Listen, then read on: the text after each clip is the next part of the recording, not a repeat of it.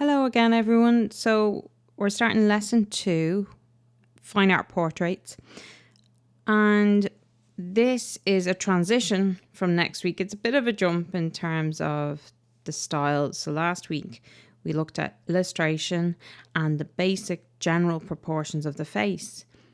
This week we're looking at portraiture, but a side view of the face. And if you did the second exercise from last week, which was to test out the general face proportions in the picture that I added at the end of the PDF, the picture of the woman black and white. So if you tested those out on her face, I'd say you're very well prepared for this next part. For some of the beginners, it's not going to suit you probably that well. The entire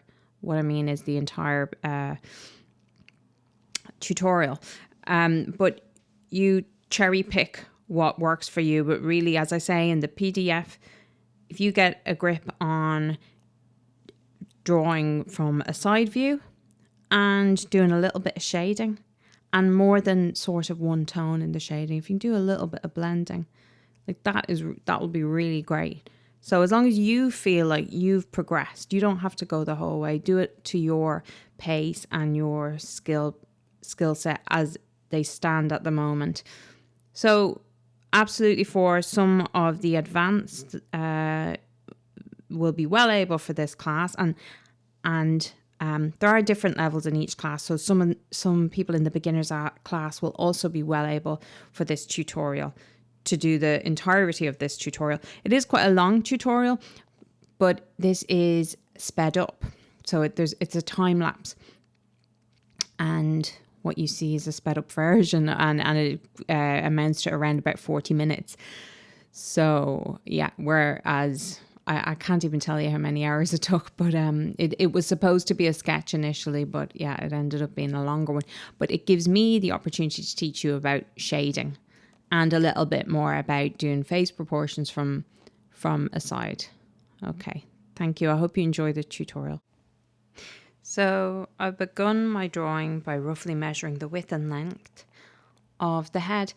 And in this video, you'll see me using a particular type of tool that looks a bit like a giant scissors. That one there, that's a proportional divider.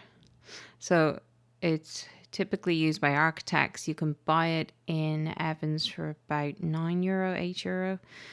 And it's useful.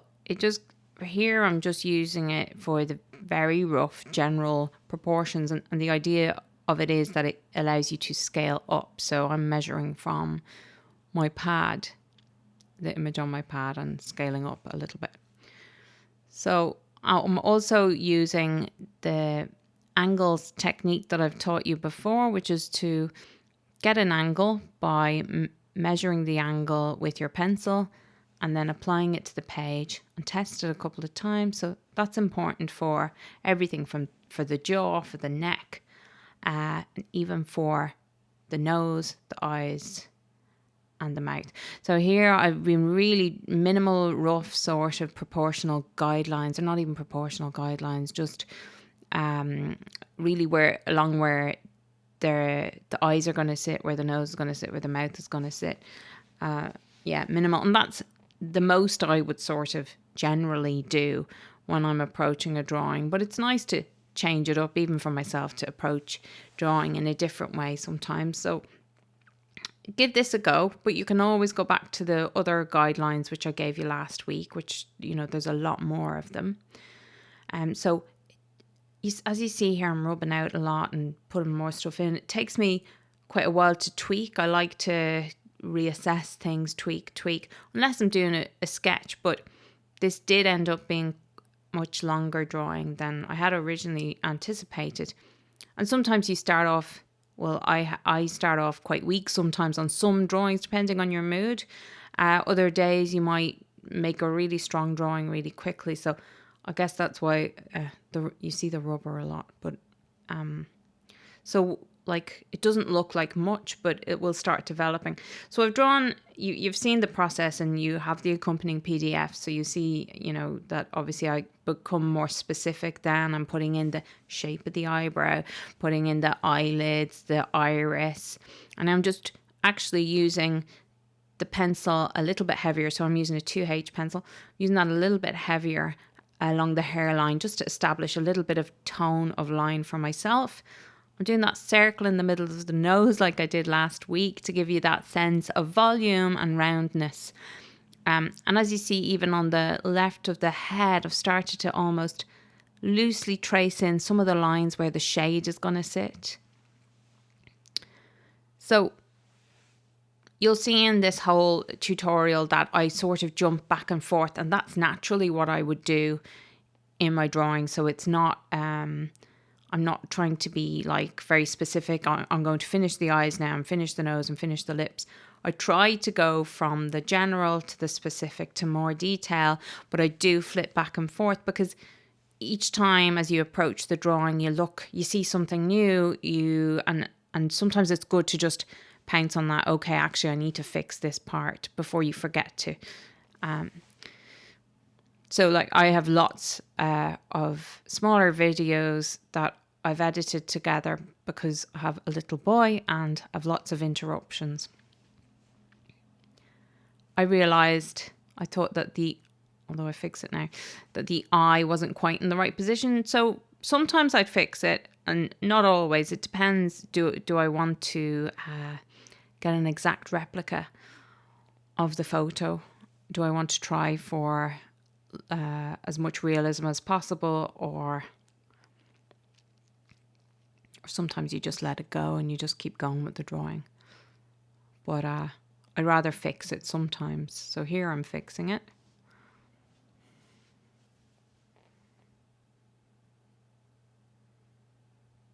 So as you go along drawing, you often sometimes just realize something isn't right. So it's good to reassess. Reassess in terms of the angles.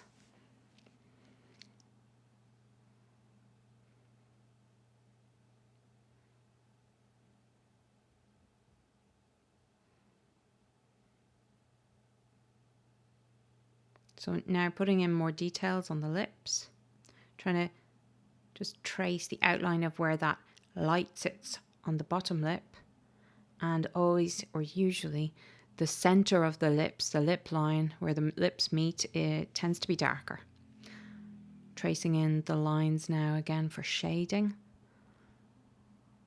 So beside the nose and on the forehead.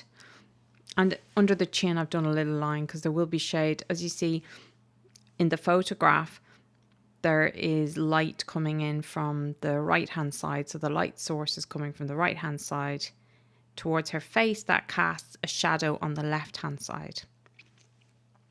So here's where I'm going to teach you about shading. So I'm starting by building up a very basic tone. Your first tones that you lay down will be quite flat. For shading, I tend to use the side of my pencil, but not the extreme side. So, you know, you can angle your pencil absolutely at its point, or you can do it slightly to the side or more extremely at the side. So I've done it slightly to the side. That's just how I feel comfortable with how I shade. So you'll probably already have a way that you feel comfortable shading. So kind of going into, if you like, the second layer of shading here, or beginning to on the face. I'm just swooping down now to under the jaw and a little bit of shading on the neck.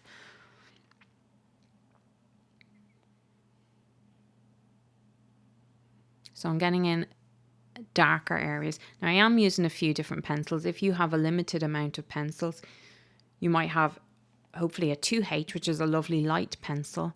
It's H stands for hard. And you might have a HB at home. HB tend to be the standard pencils. Even if it's not marked as a HB, it's probably a HB. So you can get quite a lot of darkness out of a HB. So even if you just have those two pencils, you can get a lot of different tones from them. I'm using a 2H, a 2B, a 6B, and I do use an F as well, but it's not necessary. So you'll see here there's a bit of a jump in terms of a stage, and I'm sorry about that, but what happened was I thought I was recording and I wasn't. So I filled in the eyes a little bit, but I'm going to be doing loads more of that. And in the PDF, I give you a close-up of the eyes, so it really shows you what I've done in them. There's not much to it. Like, basically, you want to have light in the eye. Usually the iris is a mid-tone, but not just a flat mid-tone. There's different little tones in there, almost like a marble. Your iris looks quite like a marble, so it's nice to get in a few little different tones, a little bit of detail. The light, you need the light source in the eye, the light reflecting in the eye, so you need a white space in the eye as well. So here, see, I'm shading a lot more on the cheek and into the neck. So I'm trying to build up a darker tone towards the hairline and where the cheekbone sort of begins, and then it becomes lighter as it moves down the jawline towards, like, underneath the mouth. There's a little further darker part under the chin there as well. So this is obviously about honing your observation skills. Really look at the picture that you're drawing, and hopefully seeing me drawing and using my observational skills will help you as well.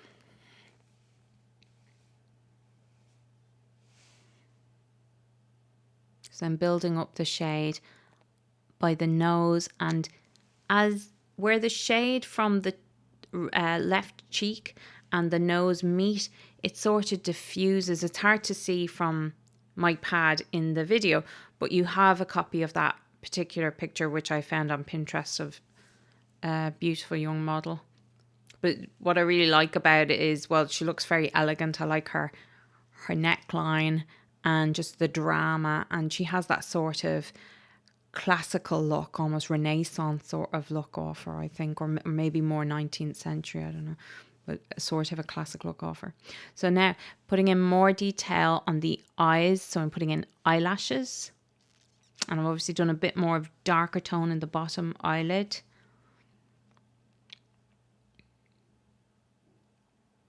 And I'm going to fill in the eyebrows now as well.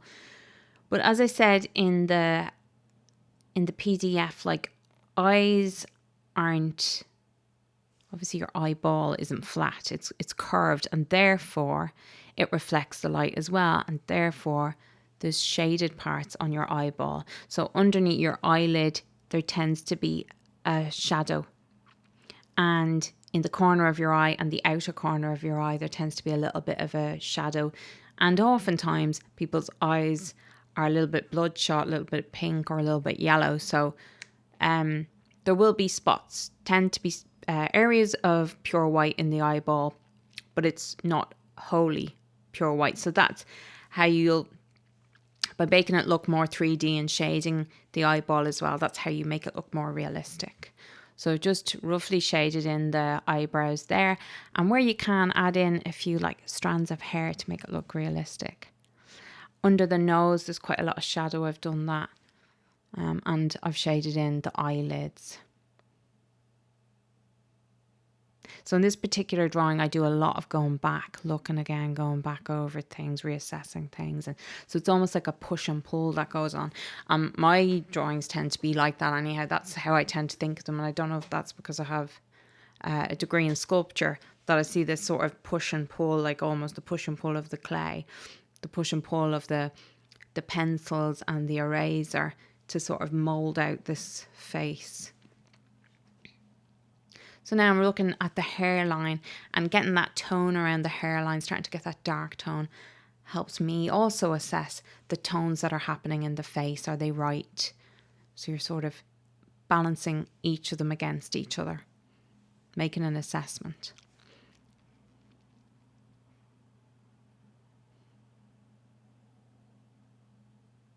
So around the nose, there's light bouncing off the tip of the nose and along the bridge sort of area of the nose, up the length of the nose a little bit as well. And sometimes when you're doing shading, you sometimes feel like, oh, maybe I'm going a bit too dark on the skin. But always assess your tone against, if you like, the pop of the white parts. So we need that light on the nose to pop. So that's going to be your assessment for how dark to go on the skin surrounding that light area.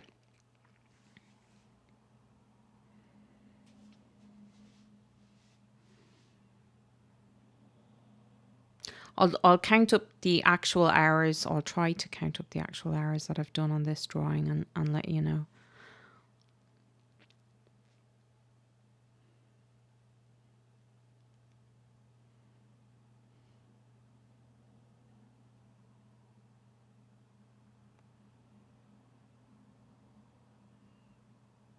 Just getting the shade in there on the Cupid's bow.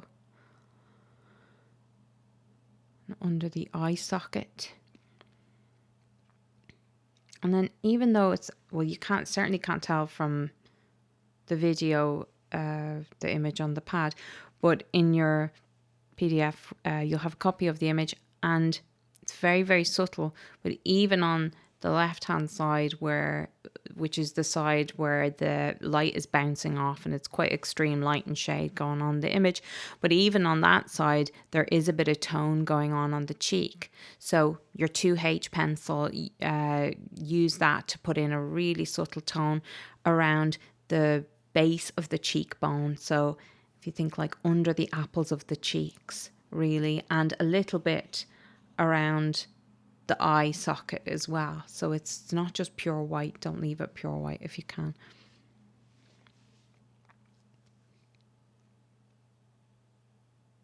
So see, it's a long process, this shading, and constantly building up tone and slowly building up tone. Of course, if you're doing a quick sketch, you wouldn't, and you're much more sort of gung-ho with it, and you just make a decision and you go with it. But with a longer drawing, you tend to sort of use your rubber and go back into it. But for one of next week's videos, hope to bring you two, but one of next week's videos certainly will be a sketch of a child.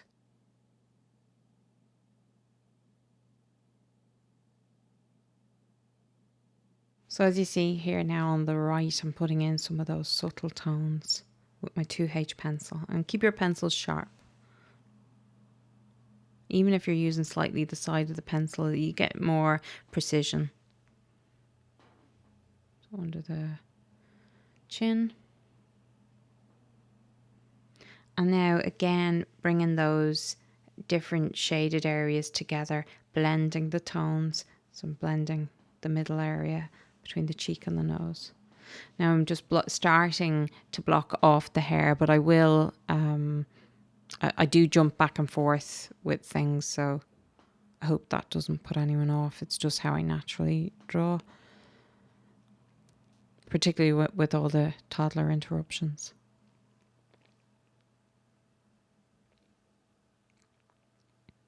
So obviously the benefit of these videos or doing classes by social distance is that I get to demonstrate a lot where I can't really in class. It's not enough time in class to demonstrate.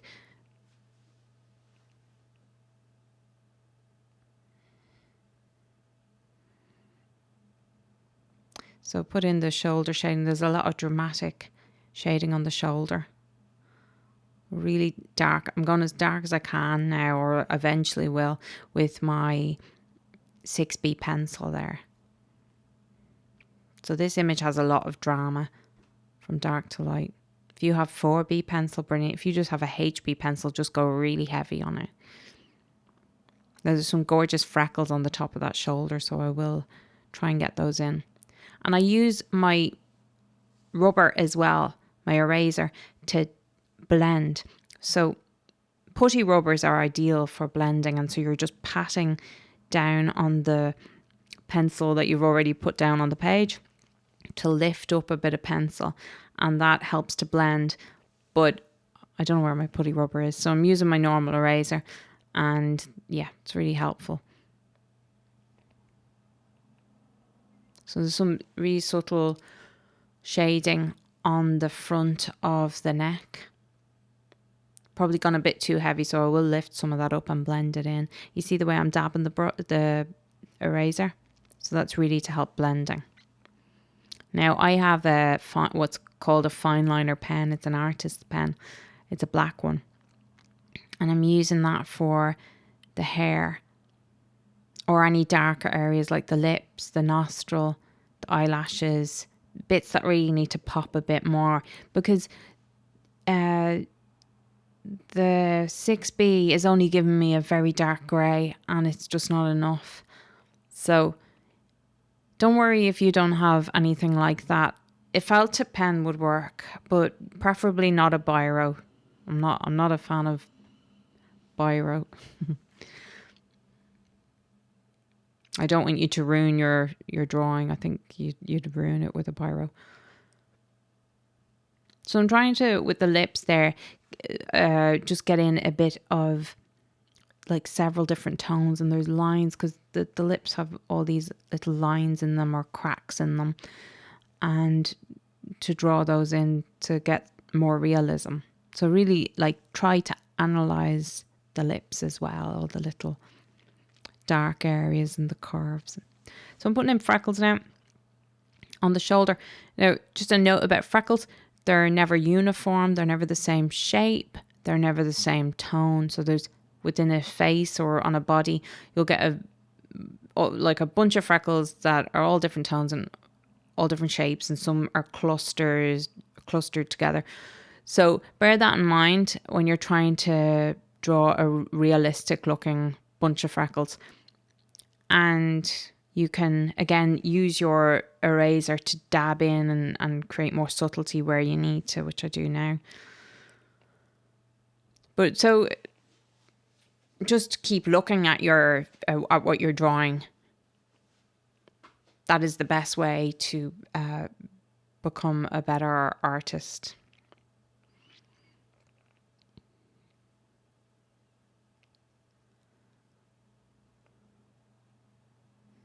So putting in really subtle tones around the head. There is quite a lot of light on the head, but there's subtle areas of a sort of a light grey tone. Going around the lips again. I will start blocking off the hair now. So I'm sort of, at the moment, blocking off some darker areas, and usually near the scalp there'll be darker areas of hair, no matter what your hair color is. If it's all the one tone, be darker areas of hair just in terms of light, and then the light will sort of bounce off near the top. There'll usually be a line of light. So I'm trying to put in not just dark tones now, some mid tones, and putting in lines to represent the flow of the hair. But I am keeping things really general now. So this is just really the start of doing the hair, starting point. So it's to try as well and get rid of that white space really quickly. Can't see the top of this girl's head, so I sort of make that up eventually.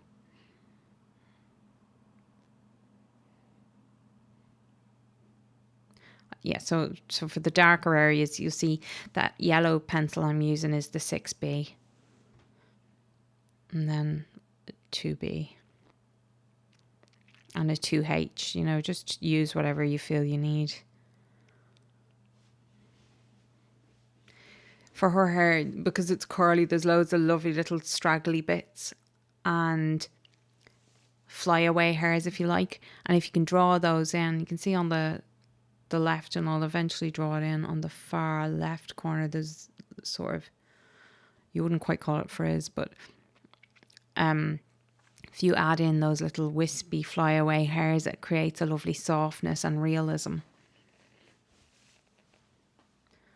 Doing a tiny, again, going back into the tone under the eye, because I'm constantly assessing and building up, and it takes a long time. And as you build one area, you need to almost reassess another area.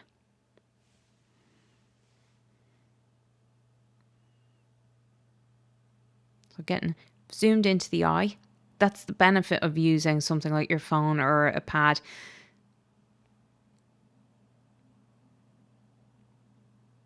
And putting in some freckles on the face.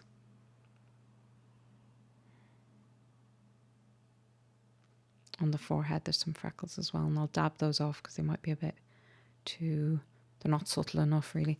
And there are some really subtle freckles on the right-hand side. But of course, they're going to be even lighter because her skin on that side is lighter because of the light.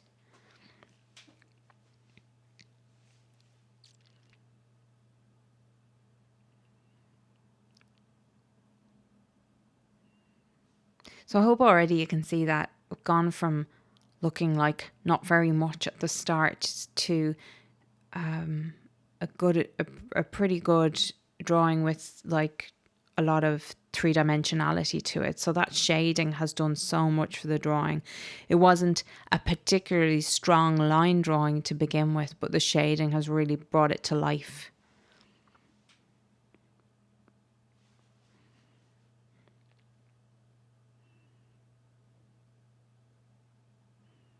So even within, just to say, as I've said, with the cheek on the left and with the shaded nose area, it's not one flat tone. There's different tones going on, and it can be hard to tell what is going on because it is so subtle and it's so dark, so it can be hard to see. But keep going on it and keep observing, and you'll hopefully see some. I mean, beside the eye on the right, it's very dark. And then along the line of the nose, it's quite dark. And then around the nostril, it's quite dark. So I'm getting in those wispy hairs.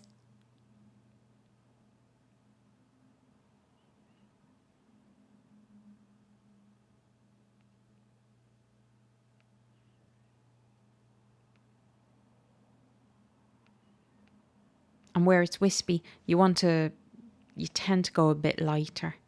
So use the 2H pencil.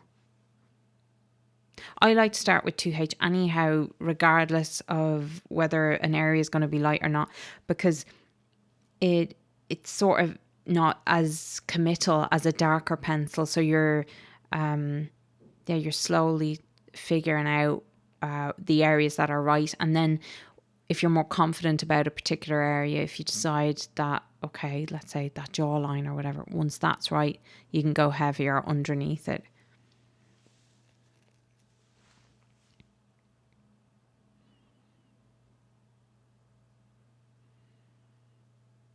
So I'm starting to get in a bit more tones into the hair as well. And I'm bringing in those lighter hairs, which I didn't manage to leave space for earlier on by using the eraser. So I often cut off a piece of eraser to get a tiny, let's say, sharp bit that would be similar width to a pencil. So I ran that around in a curve to get that lighter bit of hair in there on top of the cheekbone.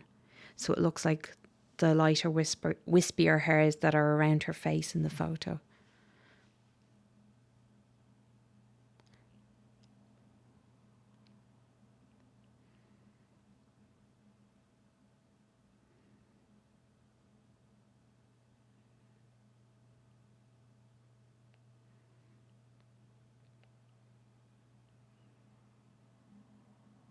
You might want to stop this video in parts if that suits you. I mean, you could watch it all the way through, first of all, if you like, and then stop it in certain parts to maybe catch up with it, because remember, this is obviously sped up, so I do this over a much longer period of time.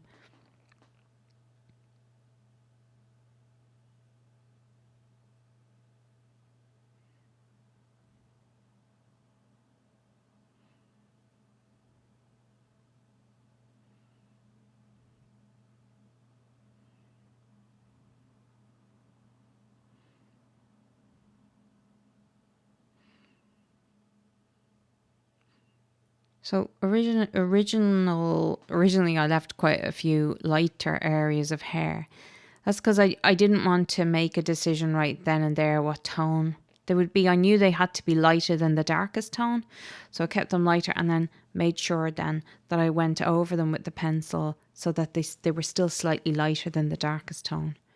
So I left them quite light initially and then darkened them, but not completely darken them. So it gives more three-dimensionality to the hair.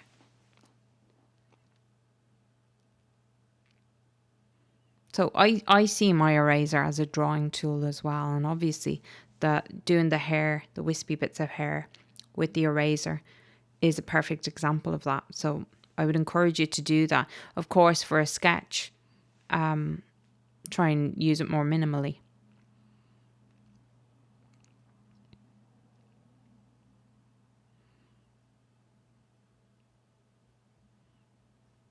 So that shadow there is pretty dramatic, so I go pretty dark with it.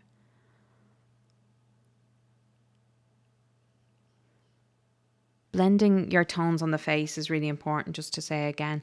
So we don't want sharp transitions of light and dark. Like, even though it's quite dramatic, there's still a certain diffusion or transition or blending from the dark to the light. So try to achieve that. And if you have done that exercise where we turn a circle into a sphere, or to look like a sphere, by using a pencil, if you've done that sort of drawing in the class, that's the perfect exercise to bring into this drawing, because the face has volume, so it's got the darker and lighter areas that slowly diffuse from dark to mid-tone to light tone. So now I'm putting in more fine liner pen, and if you're not happy with the pen, if it's too harsh, you can go over it with a pencil. So I went over it there with a 6B pencil, and that totally blends it back in again, but it still gives you a darker tone than if you were just using pure pencil. So now I have to try and figure out how to finish this drawing in terms of the side of the arm and the top of the head. So I guess I sort of do that tentatively, because I'm not sure what's right. So just see if it looks good.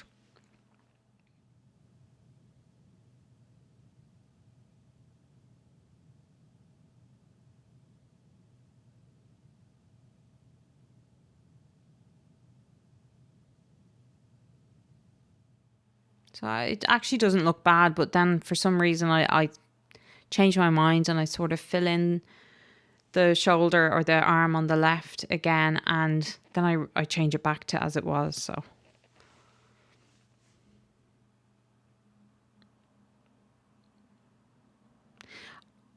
on the nose there, I feel like I can't quite get it dark enough, so I go over the side of the nose again with the pen, and I'll do that again later. And that would look too harsh on its own, but I go over it again with that 6B pencil, and it totally blends it in, but it gives it the darker tone, a darker tone than I can achieve with the 6B. So I really am trying to go into quite minute detail here at this stage.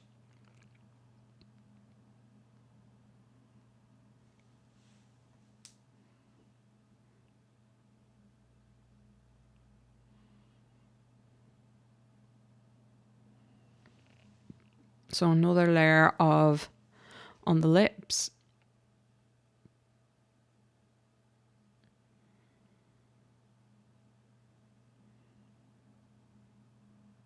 Darkening that forehead even more. Now, a lot of drawing for me is patience, and it's quite a nice thing, and it's to get absorbed in something. But not everyone enjoys that, so don't worry if you've stopped like a few minutes ago or whatever, 10 minutes ago. That's fine. This sort of long drawing isn't for everyone, so don't worry about it.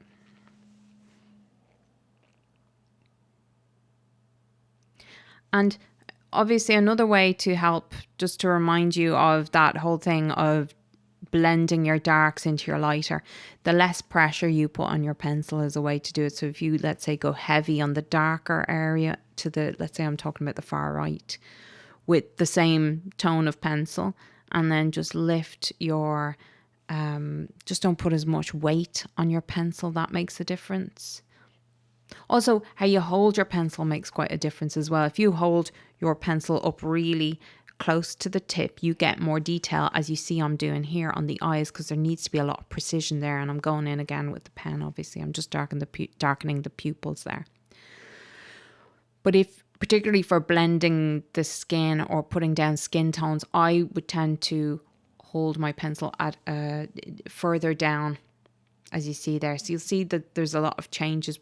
Try and keep an eye on that if you can. Particularly if you're having trouble, keep an eye on where I'm holding the pencil.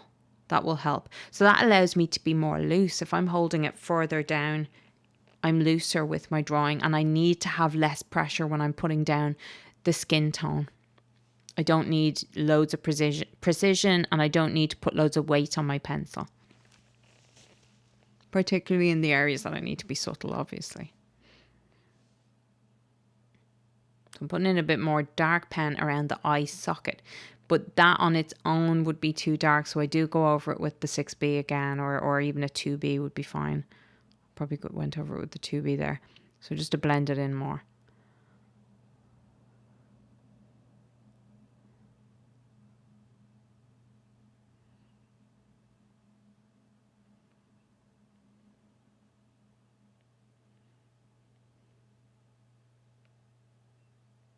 So I put in a few more hairs with the pen, but blended them a little bit with the pencil.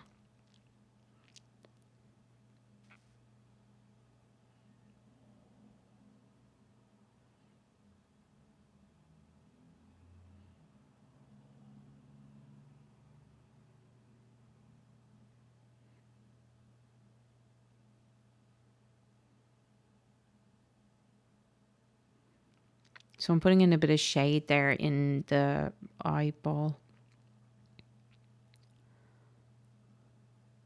I'm going onto the fabric now.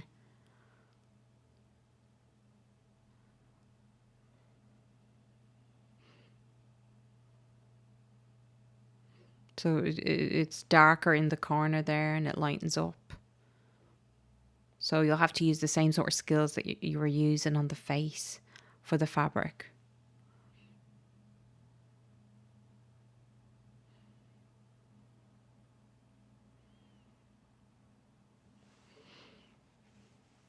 See, what happens when I'm drawing is if I move on to something else, it almost helps me look at other things a bit more clearly. So I moved on to the fabric there, and then I look back at the face and I see something else, and then so I sort of take action where I can, because if you see something that either doesn't look right or needs more emphasis, just go for it when you see it, because you won't remember. And coming away from a drawing and going back to a drawing is a really good exercise, because you see things differently.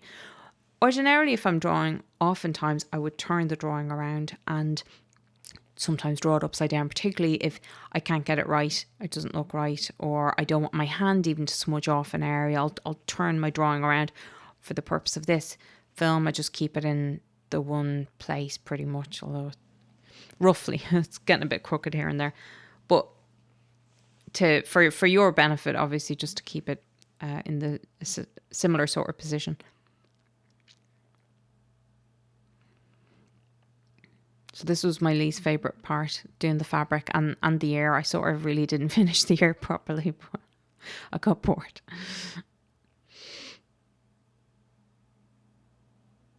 I don't know why I didn't like the fabric, but I guess I just more enjoyed sort of trying to capture a face, even though I don't think I've fully captured her, but it looks a bit like her.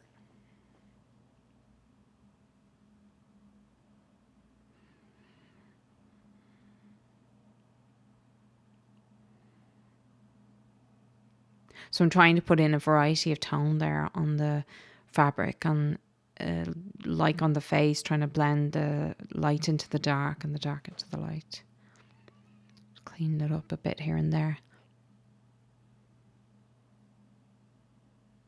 Like sometimes some drawings, depending on the style, can look really nice with straggly lines sticking out at the end there. But for me, it just didn't look right, so I cleaned it off. I just used the eraser to get a rough... You don't want a straight line, because that wouldn't look natural or wouldn't look like a drawing. It'd be weird.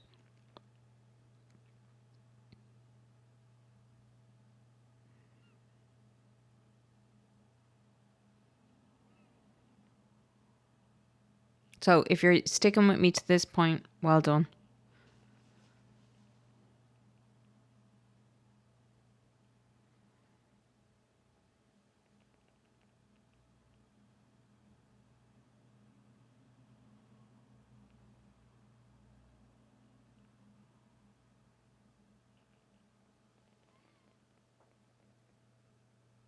So I think we have about 5 minutes left in this. So we're getting towards the end. So as you see there, I've sort of changed on what I was doing on the left-hand side of the arm. But I actually changed that back at the end. You'll see I'm going to link you to a scan of the image. The scan will just give you a better quality. My camera isn't the best quality, so it'll give you a better view of what I've done. So I don't think that looks bad, but it was just in the end I decided to sort of sharpen up that arm again. I have another sort of brush pen that I eventually bring into this. I probably got all of these in a little pack. So there's the fine liner pen, and then you get a brush style pen as well, which allows you to do more sweeping areas rather than get all those little lines in. So that I found that handy as well for the hair. And the brand is called Uni Pen.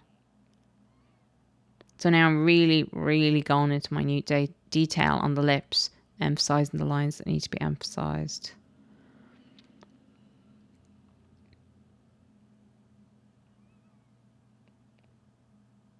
Like it's probably one of my favourite things to do is portraiture.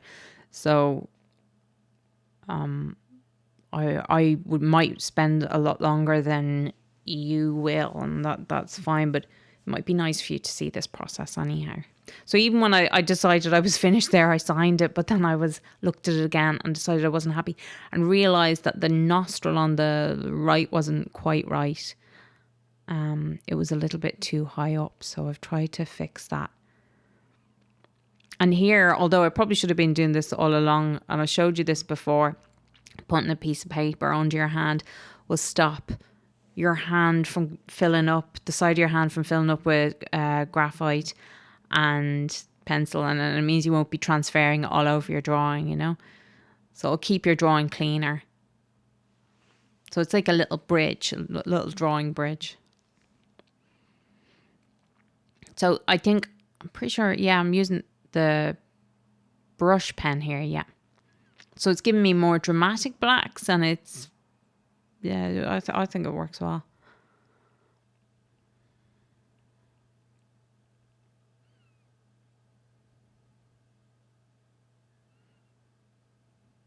I do like drawing hair as well.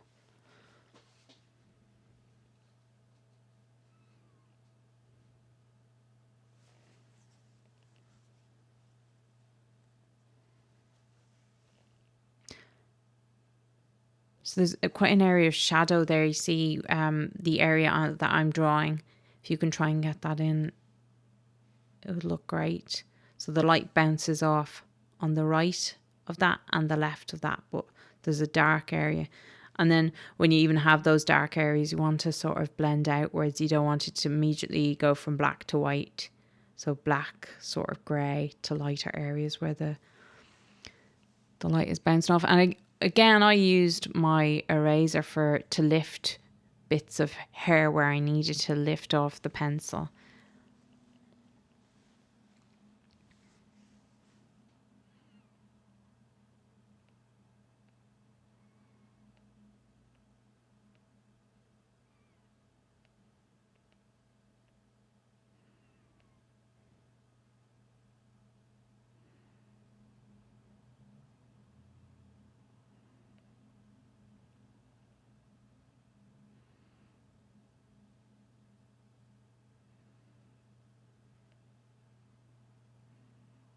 I probably would spend longer on this drawing if I could afford the time, but you have to put your pencils down at some stage.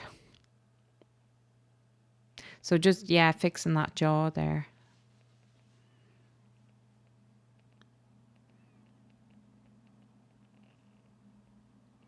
like as I made the hair darker, it sort of allows me to make the skin darker, but I'm trying to be realistic. I don't know exactly. I can't say for sure if it is, but I'm trying to, that's what I'm trying to do.